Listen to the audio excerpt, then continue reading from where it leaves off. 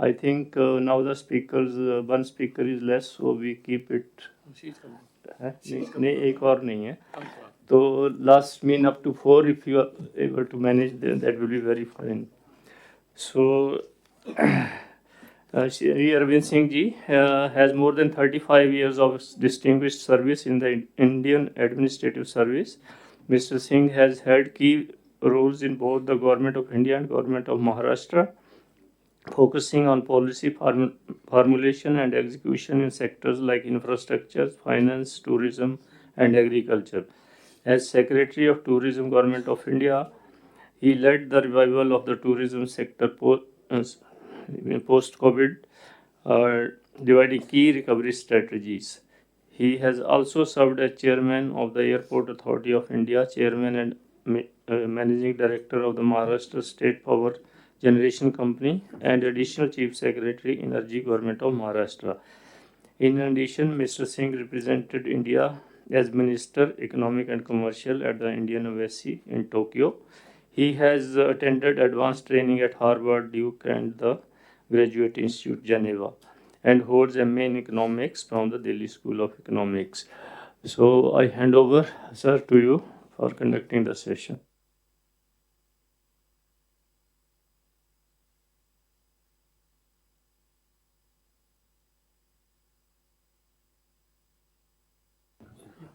Am I audible now? Okay. Good afternoon, ladies and gentlemen. Welcome to the post-lunch session. And we are one speaker less, and we are all delayed, so we'll have to, make it as short and effective as possible. We have time till 4 p.m. Now, we are today here to discuss two very important areas, tourism and environment. Currently, we have two speakers who deal with tourism from the Nepal Tourism Board. I have earlier served with the Government of India.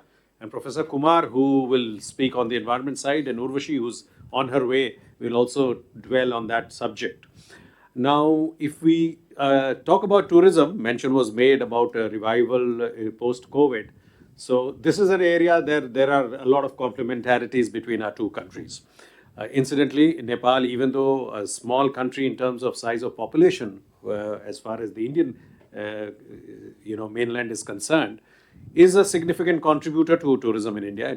Nepal still is one of the top 10 source countries to India, and India is one of the main source country of from where tourists go to Nepal. So there are definitely very strong interlinkages and complementarities.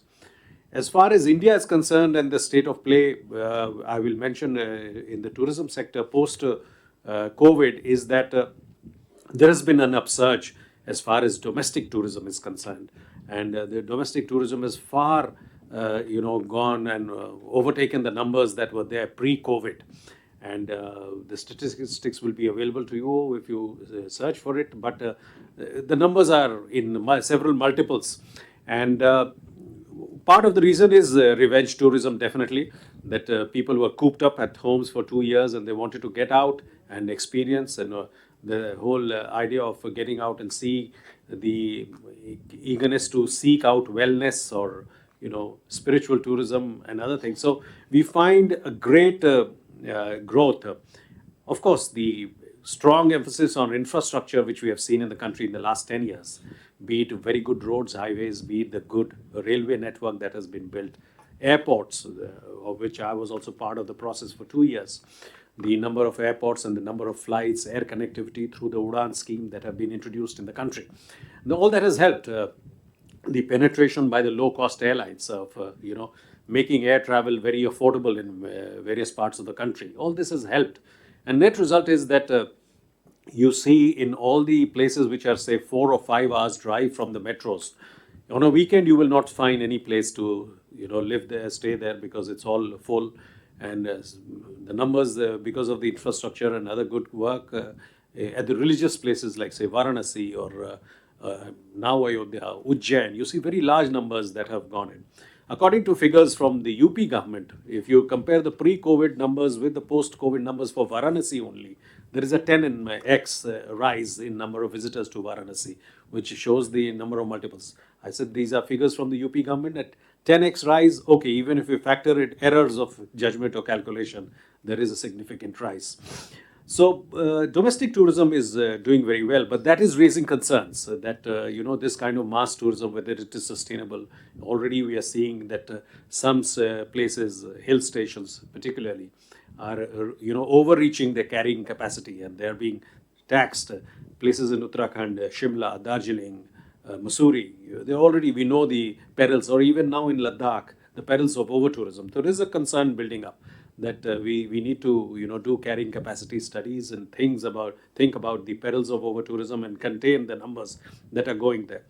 But that said, definitely domestic tourism is here to stay, and it is growing, adding to the bottom lines of the airlines, the hotel companies, the everyone in the travel ecosystem, and they're all very happy with the numbers that they are getting and the revenues that are getting. This has also led to a rise in tariffs that we are seeing. And that is another complaint, that most of the Indian travel industry is now getting out of reach of the common Indian, and tariffs and tariffs are going up. And along with this, another factor that we are seeing is that the Indian government has not done any promotion post-COVID outside. It is not doing any marketing of India, and the Indian tourism offices abroad have also been gradually shut. So the number of inbound tourists have still yet to catch up to the pre-COVID numbers. It is expected the numbers are going up. There is a rise year on year, but they have still not recovered to the pre-COVID level, and it is expected that they will reach that level sometime in the next calendar year, which is 25. But side by side, what we are seeing is the Indians, incomes are rising. People, the wealthy and the affluent and the upper middle class, are looking to travel abroad in large numbers, and they are going out of the country. And neighboring countries are making full use of that. And you must be reading about, there's being almost a race to offer free visas to Indians to many places: Thailand, Malaysia, Vietnam, South Africa, in the Middle East and other places. They are all wooing Indians. Maldives, for instance, India is the major source for that, and I'm sure similar attractions exist for Nepal also.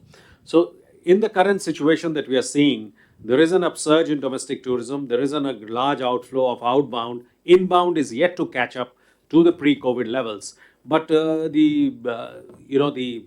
everybody feels that the sector is going to anything but see growth in the country when the inbound figures catch up and domestic tourism maintains its level.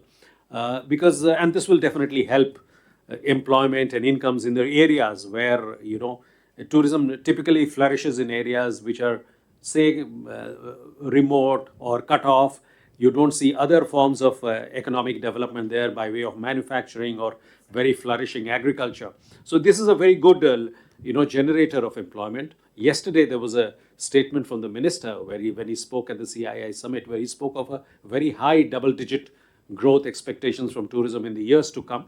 And the projection of the Government of India, when we did that 2047 exercise, that where do we expect the tourism to be in 2047, the expectation was that the size of the tourism economy, which is about 150 billion US dollars right now, would reach $1 trillion by 2047. So it will be a significant part of the large Indian economy by 2047.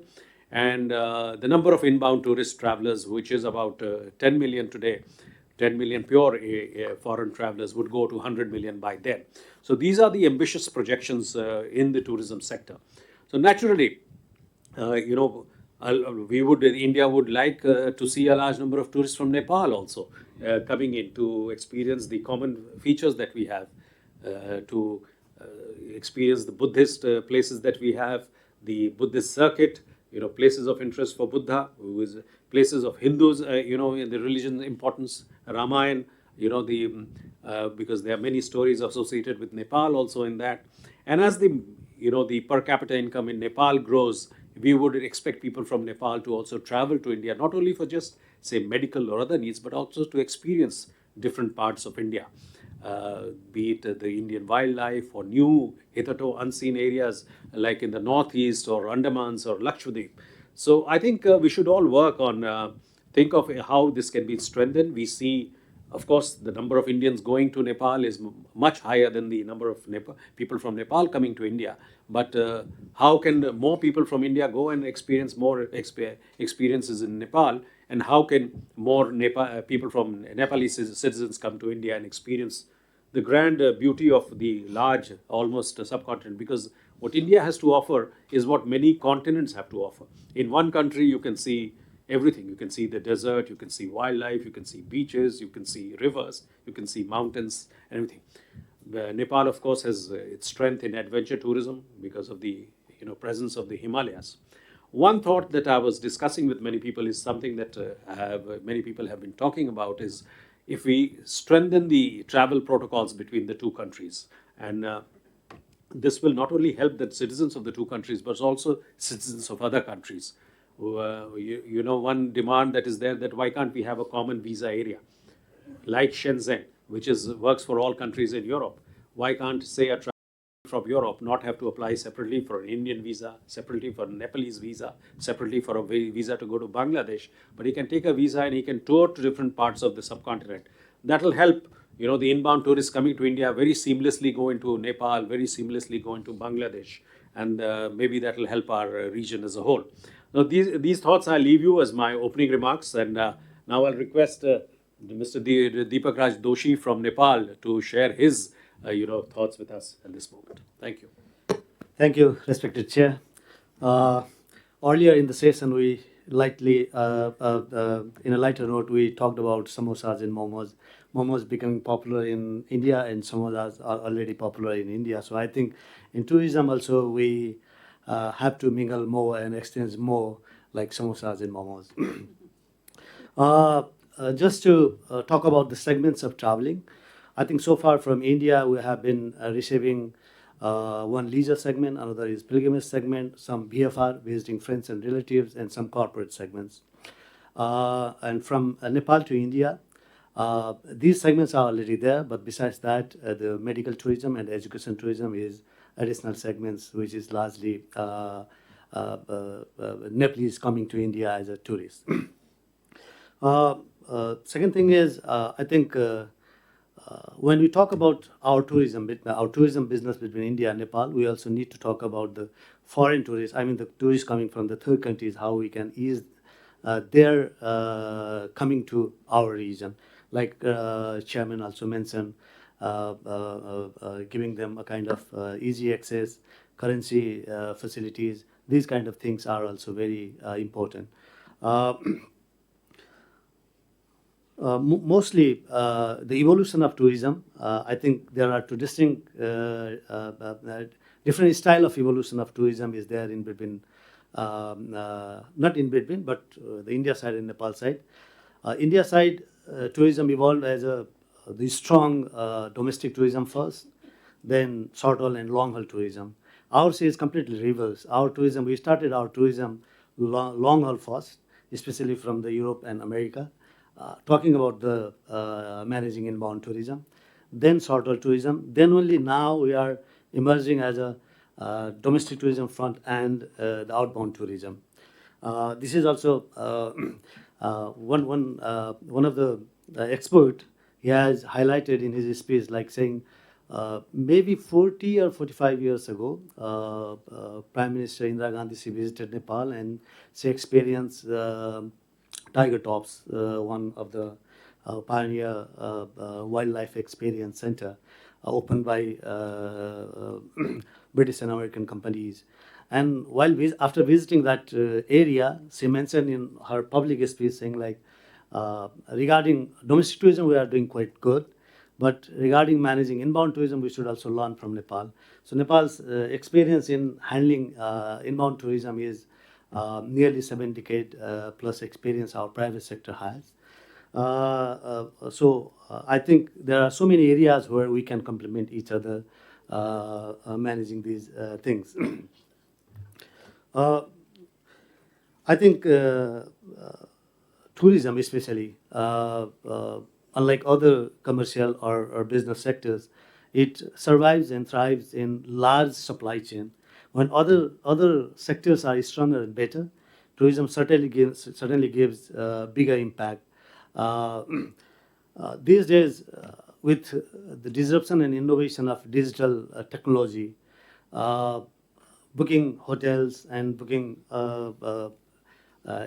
airlines tickets, transportation is quite easier. Finding destinations is also quite easier. but access to the destination, hassle-free border crossing is very, very crucial thing. If we can manage that well, I think that is also certainly going to help to boom tourism.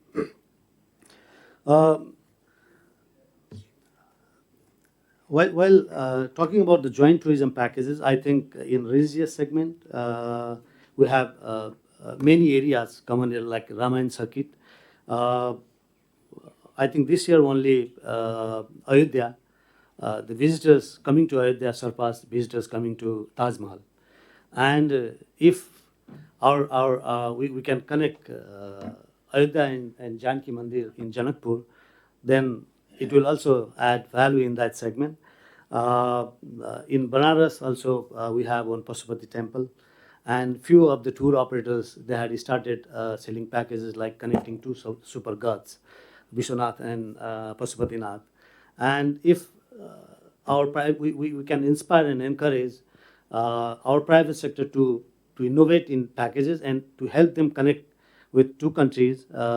That is also because primarily in our part, tourism is led by or contributed by largely by the private sector intervention rather than the government's priority. I think in India also, in Nepal also, the amount of potential we have, but the priority from the government side is still less.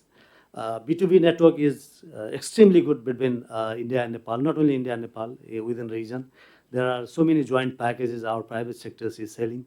But in G2G level, I think we need to interact more to facilitate tourism industry ahead. From Nepal side, we are trying to project Nepal's tourism image in India market a little bit differently. We are trying to target the weekend breakers, the young Indian travelers. Slowly, the Indian adventure segment is also being attracted towards Nepal's adventure tourist destinations, especially after the movie Uchai, that really helped to promote our Everest region and other adventure areas. So that is also one of the tools to promote tourism more. And there are some other areas also we need to explore. For example, I was looking through some insights and information. In UP and Uttarakhand side, there are 5 national parks. Close to UP and Uttarakhand, we have our 3 provinces, Lumbini, Karnali, and Sudur Pasim. In that area, we have 7 national parks. So if we can ease out our border crossings, a tourist can access these 12 national parks within the radius of, I think, hardly 500 to 600 kilometers. And I think within this closest periphery, hardly in the world there are 12 national parks one can visit in his or her lifetime. Another point I would like to highlight, the global tourism. The history of modern tourism is also nearly 7 decades of global tourism. And first 5 decade to 6 decade is a kind of similar tourism trend is there. The tour operators, the tourists going to the destinations where tour operator takes. But now the visitors, they are looking for the customized self-made itineraries. It is not only about the tourism triangles that we have positioned in the past. Now the changing trend is more than comfort and luxury, the visitors are looking for experiential tourism, the engaging and immersive experience they are looking for.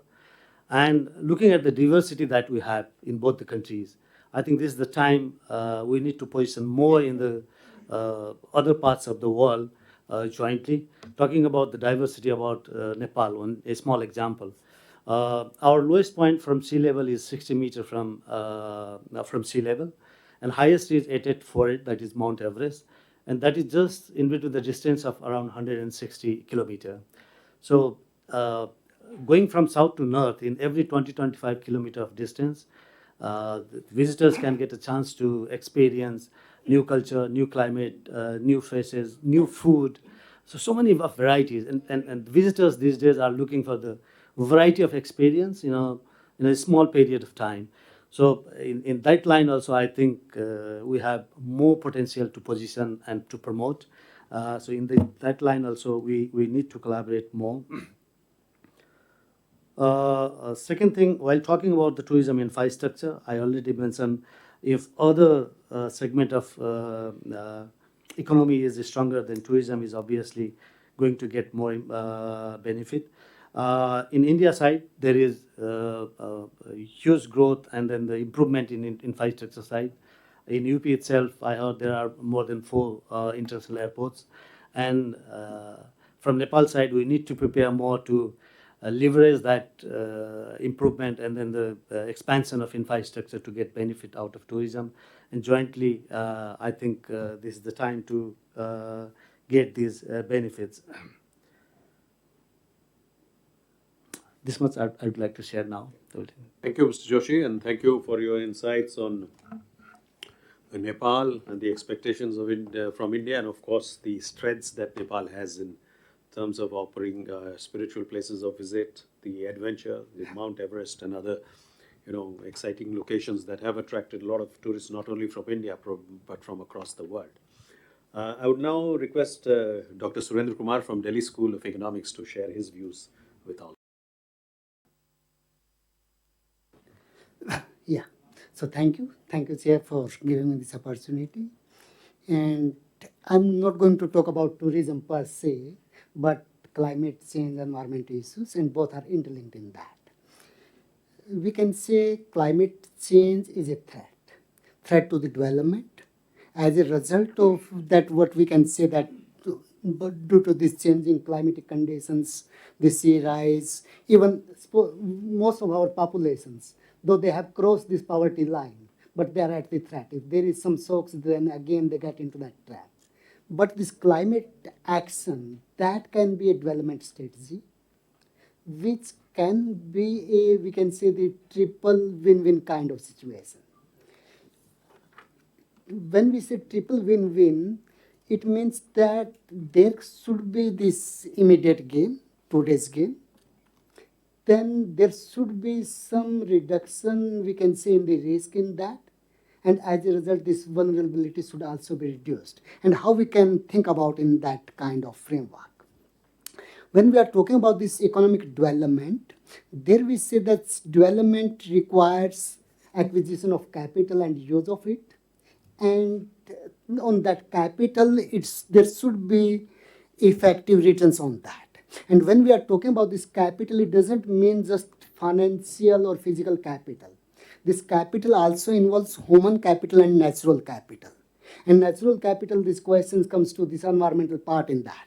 So if we are able to maintain that and get effective returns from that, then it can also be a development stage in that.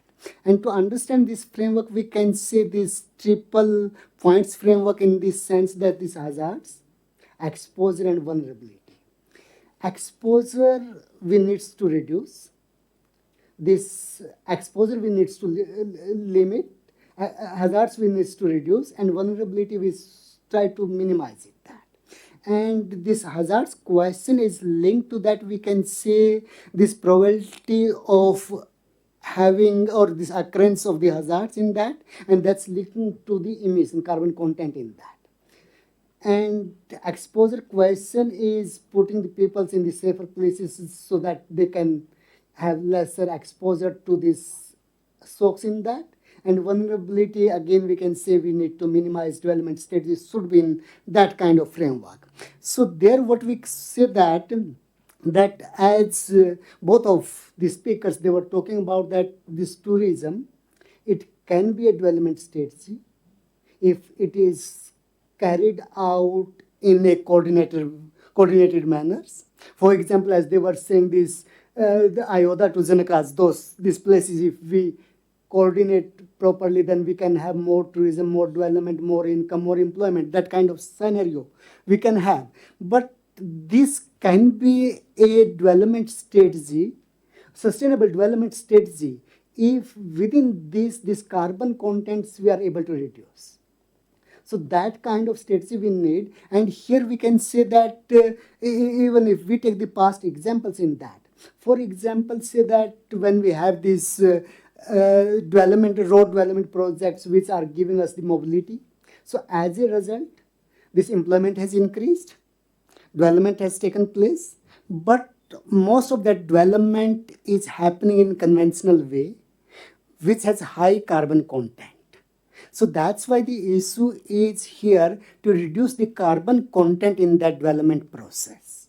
So as a result, we can have this win-win kind of scenario in this. So here there comes, we can say, as tourism sector is concerned, linked to that is two major areas. One is the energy and other is the related to the mobility.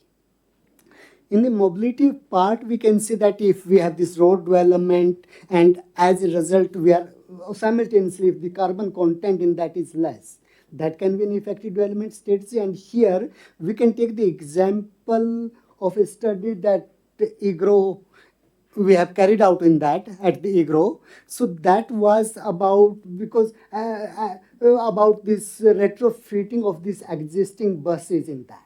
Existing buses that we are running using these fossil fuels, these diesels, petrols, they are used in that. And this diesel, this oil, that we are also importing in that.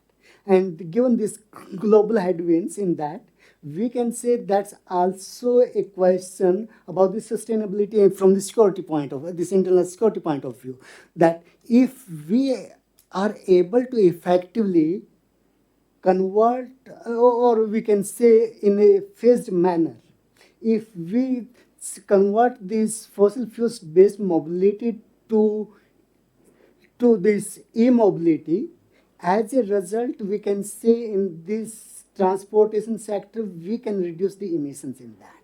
And here, it can be again a win-win kind of strategy in the sense that because at present, we are importing this oil. So that's why we have to remain dependent on, you can say, these Middle East countries where this political stability always remains a question in that. So here, this renewable energies that we can have domestically.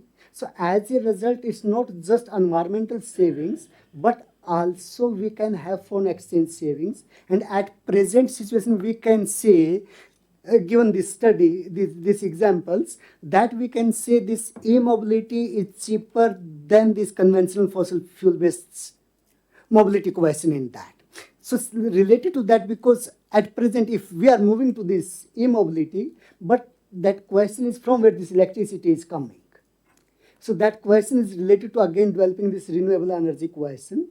And there what we can say that at present in Indian case, if we see that almost we can say about 45% of the electricity generation, that's coal-based, is there.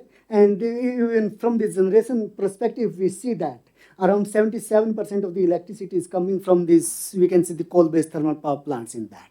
So hugely at present, though we are talking about going to this e-mobility from the conventional fuels, but what it shows that we are just shifting this generation of the emissions from one source to other source in that.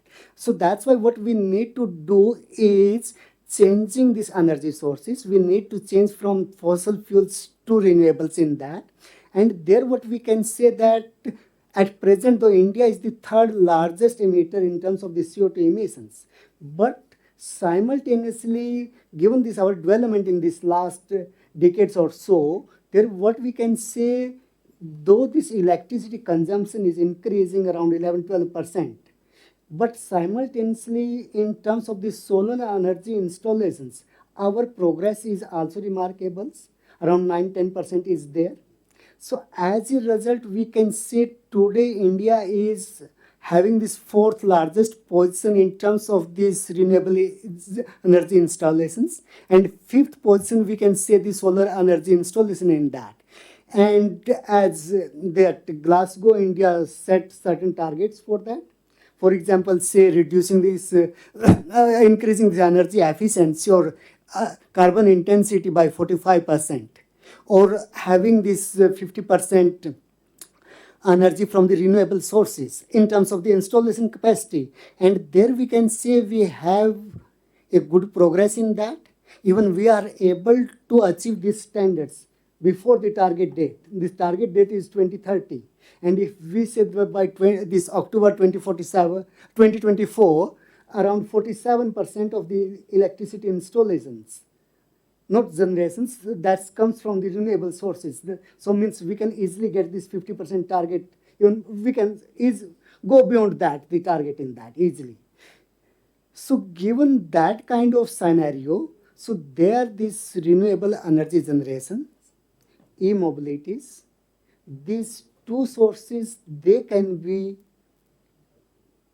an effective development strategy which not only addresses our environmental concerns or climatic concerns, but also it can be an effective development strategy in which we can generate employment, we can generate money in that, and as a result, the standard of livings of the people we can raise in both of the countries. And here one point also we should understand that if we take this world over, means it's the technologies. They have dominated the world. Either when the US is dominating, it's based on their technologies. When Japan comes, it dominating based on their technologies. Now, if we are talking about the China, then it's again the question of the technologies.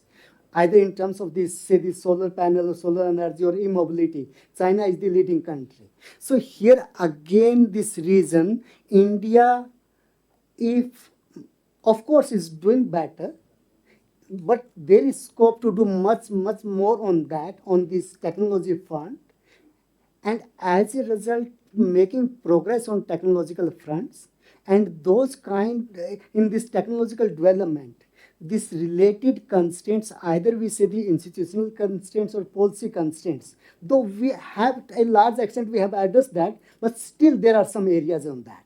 If we are able to address that, that will not just be a, say, the simple question of development or climate, but also we can say the strategic importance as a country that will also play a big role in that, this technological development. So I stop here and for the comments. Thank you.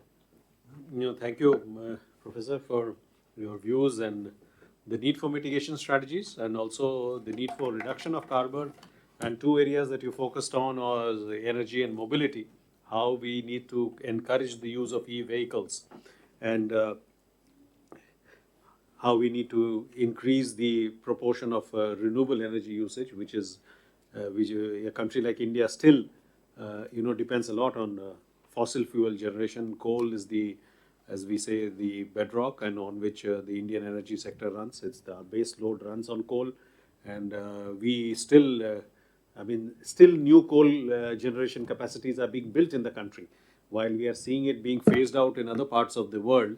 And still, we know that there are parts of the country where even NTPC or the private sector are building new coal-based generation plants. So that is a sector that we need to definitely, reverse. Nepal uses a lot of hydro energy. It also supplies hydro energy to India, and I think the lessons from Nepal are there. I don't think they are very dependent on fossil fuels as such, because probably the economics of coal-based generation is not there. So going back to you, Mr. Joshi, because we are short of other speakers, is that if you were to say that to increase the number of tourists from India to Nepal, or vice versa, what do you think are 1, 2, 3 the top priorities that you would like to focus on? And also a focus a little bit that we did not talk about is that we are seeing a lot of Indian investments going to neighboring countries in the tourism and hospitality sectors. We see it in Sri Lanka, we see it a little bit in Maldives, we see it in other parts of the world also, that Indian investments have taken place. Do you think there is a role for, because if we attracting a lot of Indian visitors, do you think the Nepalese side would be welcoming Indian investments in the hospitality sector or tourism sector there? Thank you, Chair. I think talking about investment in the Nepalese tourism sector, largely it is confined to the hotels and resorts category only. But in Nepal, we need more investment in activity creation, infrastructure development, in that line also, and in innovation. I think in our part to enhance our tourism, we need, because tourism needs innovation. So that is what we lack. So far, till date, we are selling our the very old itineraries that we used to sell in 30, 40 years ago. And with innovation, I think we can bring more tourism. And then hassle-free travel between two countries is also one of the segment we need to improve on. And third is to promotion with the new stories. For example, like Surender, he was mentioning about the environment-friendly things. In Nepal, there are a few examples I would like to highlight here. I think all over the world, after Norway, Nepal is the second country where the fossil fuel versus EV vehicle selling is highest, nearly 70% plus. Similarly to for example, the use of clean energy. Almost all the hotel accommodations are giving service through clean energy, but these kind of stories are not promoted well. For example, in 2012, when tiger population decreased from 100,000 to 3,000, then the countries who has tiger population, they gather in Russia and they set a target doubling the tiger population in 10 years of time by 2022. And Nepal is the only country which is not double but triple tiger population. In one of the national park called Bardia National Park, where tiger population is 7 times increased. These kind of stories also, I think, will help grow tourism. Particularly talking about tourism, I think tourism is the sector. If the art of selling is there, anything can be sold. These days, for example, in 2018, we ran a campaign in India saying "Garmi se Bihal Chalo Nepal" during summer campaign, and this was clicked quite well and helped us to grow tourism from India. I think by selling these kind of packages, the Indian agents also can get good benefit, and Nepal can get some revenue from it. And then similarly, that kind of innovative packages from India side also will certainly help to grow our tourism. No, thank you. Because on the there is a lot of strength in the Indian tourism sector in terms of investment potential, and it is growing, and especially in the hospitality, the airlines, the online travel business. The online travel portals, they are growing, and leading Indian and foreign entities are now present in India, doing very well. Digitization is an example where it has exploded in India, and we are now taking it to other countries, and that will help Indian tourists also if the use of digital payment technologies can be used in your country. And definitely there is a lot to learn from the innovations made in IT, in the Indian tourism sector, online use of online portals, use of digital techniques and other things.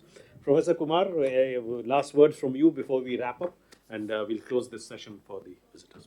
So as you said it in the lastly, this digital payments, I said, this fintech, digital areas in that.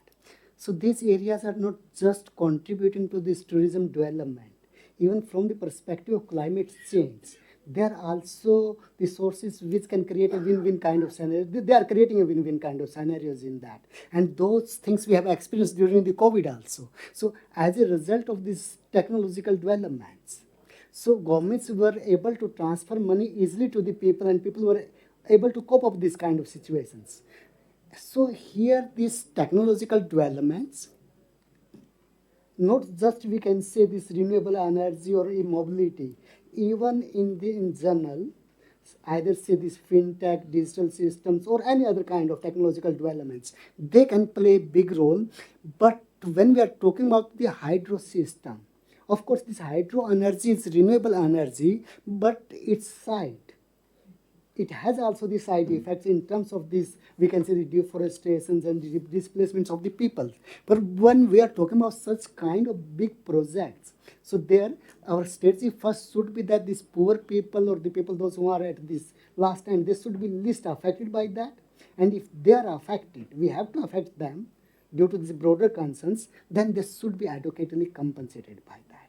So again, I see that these technological developments, they can be a big help to us in that. Thank you. Thank you to all the participants and to the listeners. To sum up, in a view, of course, there are a lot of complementarities between India and Nepal. The commonalities of tradition, of religions, many of the experiences that we see. So there is a need to focus on processes. how it can be eased not only for the citizens of the two country for more people-to-people contact, but also for people from third countries, for make it easier for them to travel seamlessly between India and Nepal, which will help to both the countries. And I need not repeat on the points that was mentioned by Mr. Joshi, very valid points on how to increase this two-way flow of people between the two nations. But of course, while doing so, we have to keep the threat of climate change and the need for mitigation strategies very strongly. We have to think of use and the role of the use of renewable energy, and the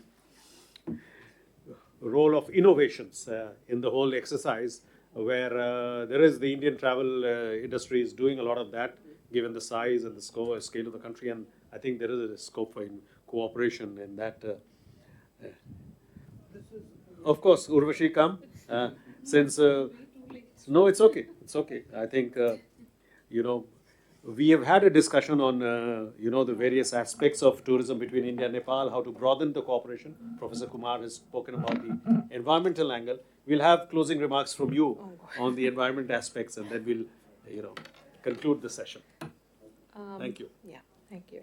So, yeah, I've unfortunately missed out on what was discussed, but I think tourism and environment, some of the issues that we were looking at when we were dealing with this, basically around the Himalayan region, sustainable tourism, and of course ecotourism is a big area, but really looking at the fact that there has been a lot of environmental issues due to the trekking and the tourism that happens in that region. So I think that is one aspect. The water resources management is an aspect which is for both the countries, and given that many of the rivers, they originate in the Himalayan region, so that is a big issue as well. And of course, I think in terms of the healthcare facilities at the border region, because that is something which was a big gap when we were looking at that, because there are tourists obviously from both sides who require those kind of facilities. So I think that is another aspect. And I think digitization has also helped in a big way, at least on the tourism side, and there's a lot of potential because now you have the shared QR codes which can be used across the border. So that has certainly helped the small businesses as well as tourists. So I think there's a lot more potential on digitization as well. So I think those are some of the aspects that are important at this point. So thank you, Urvashi. We are running out of time, so thank you all for your patient listening, and we'll wrap up this session here and move over to the next session. So we thank the chair and the panelists. Gift for the chairperson and the panelists.